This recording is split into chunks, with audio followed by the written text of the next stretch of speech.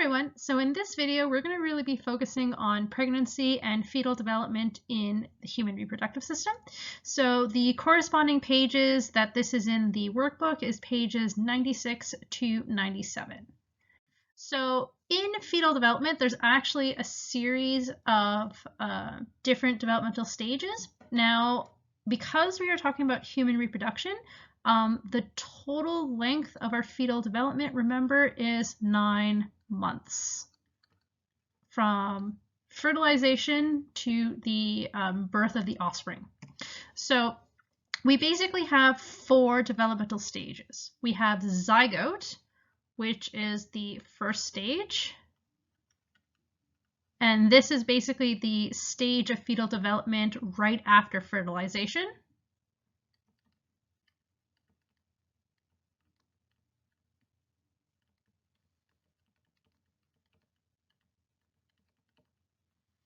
And then we proceed to the embryo, to fetus, to ultimately baby, which is the last stage. And this is when the offspring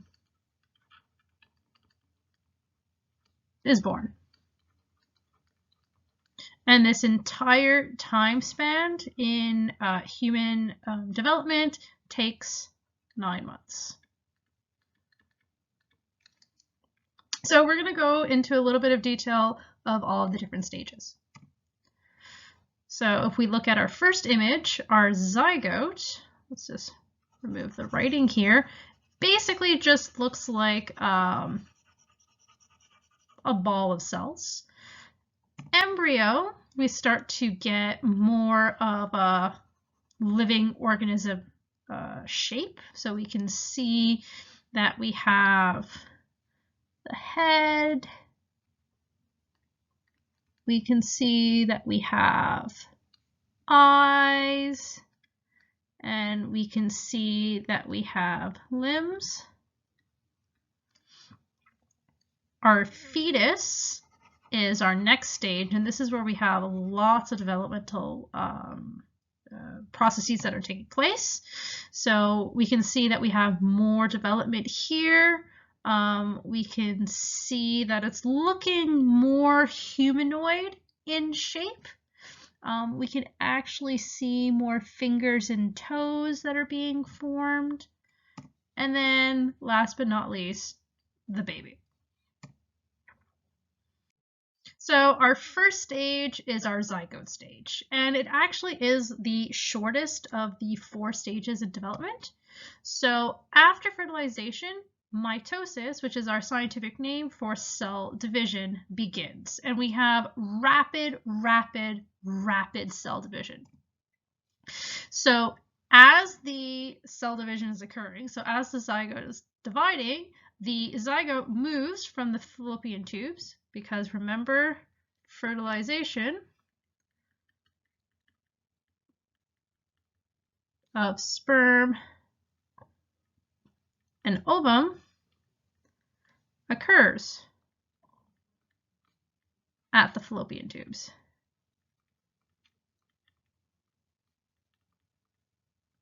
And it travels to the uterus. Now, the most important part right now is the implantation of the zygote. So this actually happens at day 8 after fertilization, is where the zygote attaches to the endometrium. And what's extremely important is that if the zygote does not attach to the endometrium, the zygote cannot continue in its development, and the development of the offspring cannot continue any longer.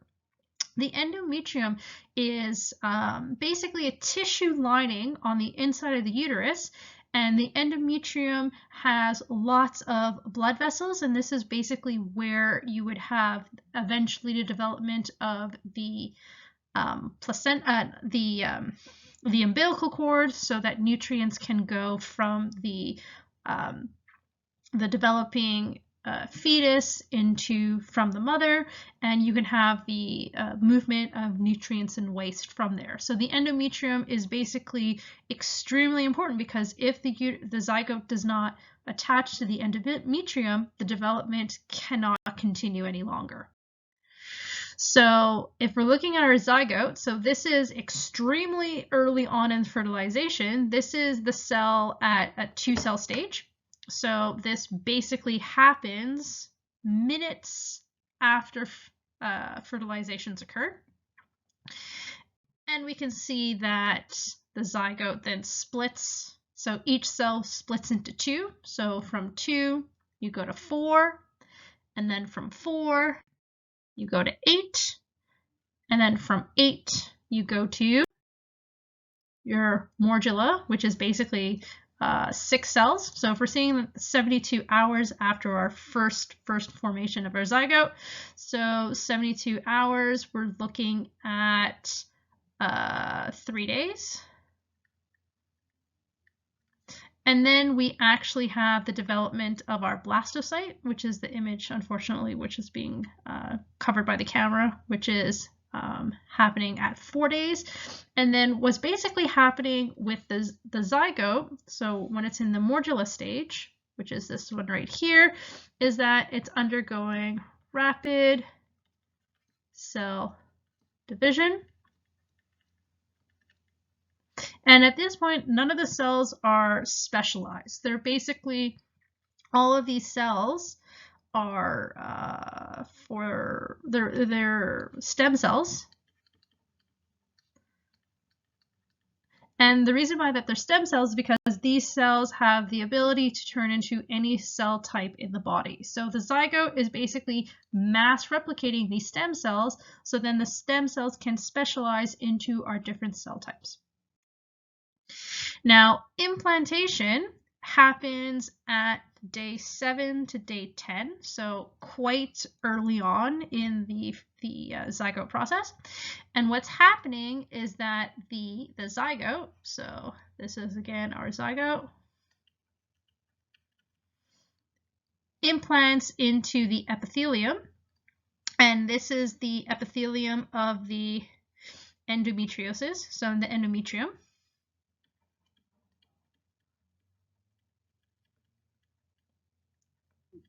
Which again is the tissue lining in the uterus. And the zygote basically gets into the endometrium lining, and then it basically gets implanted into the endometrium lining. Now, right after the implantation, we would call the next stage the embryo stage. So the embryo gets connected to the mother by the umbilical cord, and the umbilical cord is extremely important because this is where nutrients from the mother go into the embryo, and this is also where wastes from the embryo goes into the mother, and then the mother removes that waste. So it develops in an amniotic sac surrounded by amniotic fluid. And the amniotic fluid actually acts as kind of like a buffer to prevent damage happening to the embryo. So the fluid that surrounds the embryo acts as basically an all-encompassing pillow to protect the embryo from any shock and movement. So the embryo is 12 days old, so it's the implanting in, again, the endometrium. So we have the epithelial cells, so all of the tissue cells inside of the uterus, and then we have our embryonic disc, which is again one of the very first stages in embryonic development. And then from day 25, you get the development of our umbilical cord, because we have to understand is that the umbilical cord is necessary for nutrients to get to the developing embryo, because if we think about the ovum, there is lots of sugars and glucose in the ovum to help feed the early onset of cell replication, but after a point, all of that food reserve will be used up. So our yolk sac is the energy reserve for the developing embryo, but the embryo, once that reserve is gone, will not have access to any energy, hence the development of the umbilical cord.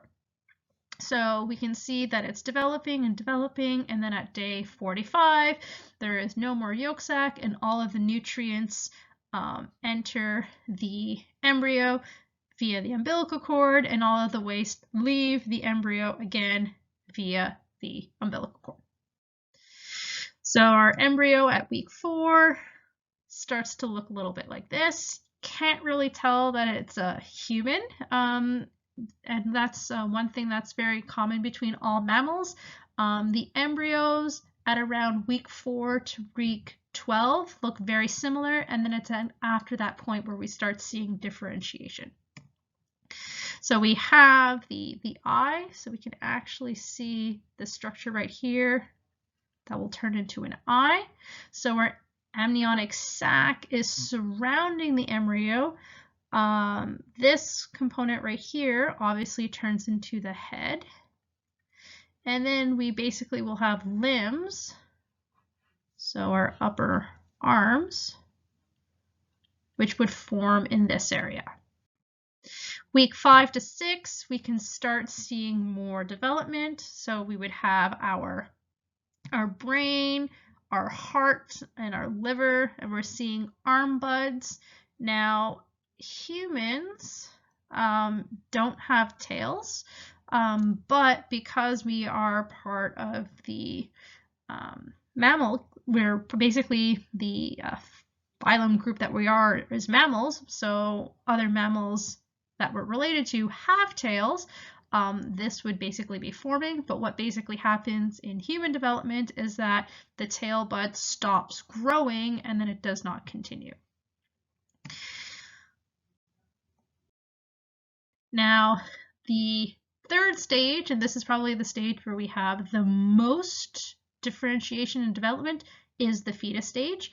It also is the longest stage during fetal development.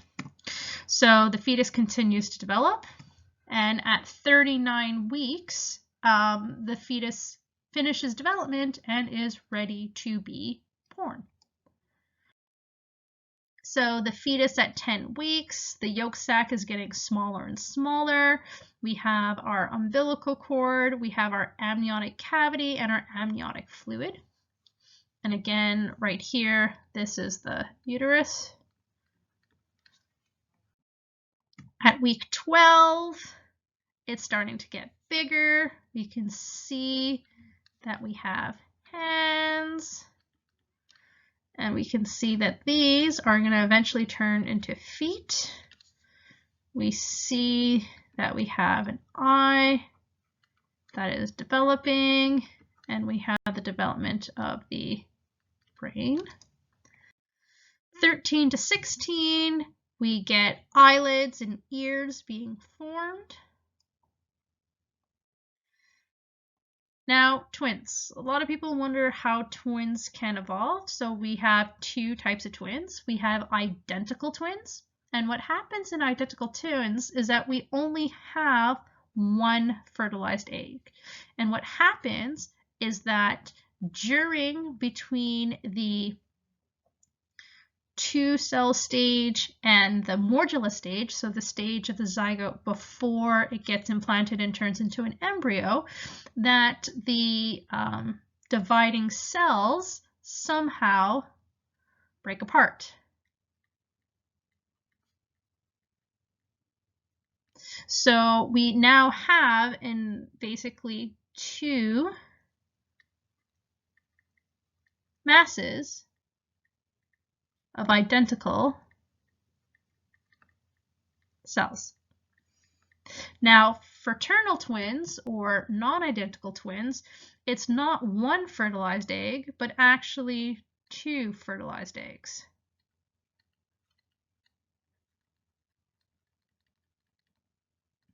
That means you actually had two ovum which were matured. For identical twins, there's only one ovum. which is matured. So identical twins will have one amniotic sac,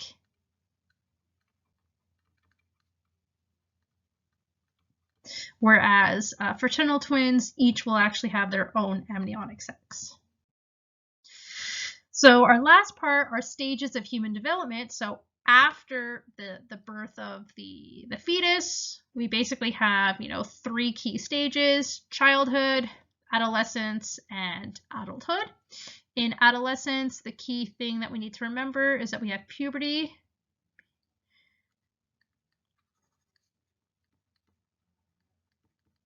which occurs. And when we have the onset of puberty, this is where we have the maturation of sexual organs.